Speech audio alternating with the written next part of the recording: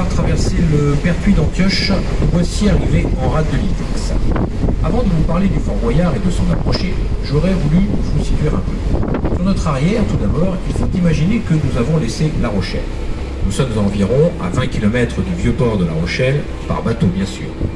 Sur notre droite, vous trouverez l'île d'Oléron. À notre gauche, l'île d'Aix, que nous irons rejoindre dans quelques minutes.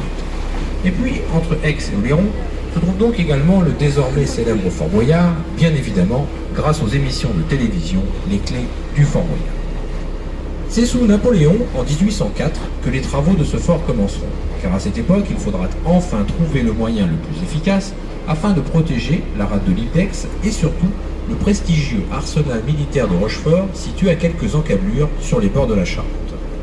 Pour défendre cette région, avant le Fort Boyard, il n'y avait que des batteries de défense, sur Aix et sur Oléron, distantes l'une de l'autre de 6 km.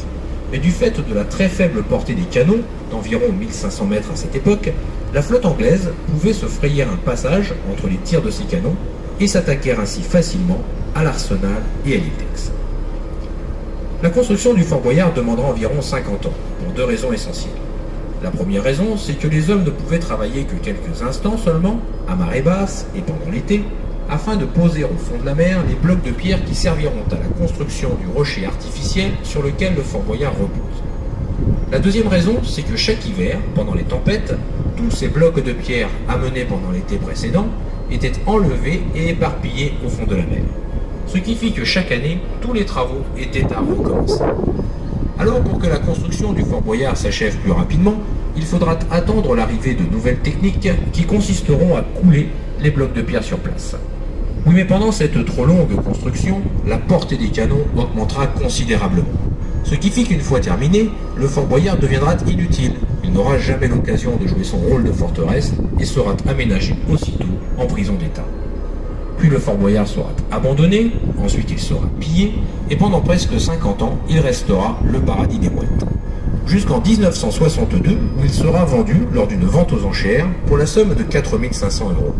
Et enfin, c'est le Conseil général de la Charente-Maritime qui reprendra ce fort afin de le louer à une société de production de télévision pour tourner les clés du Fort Boyard.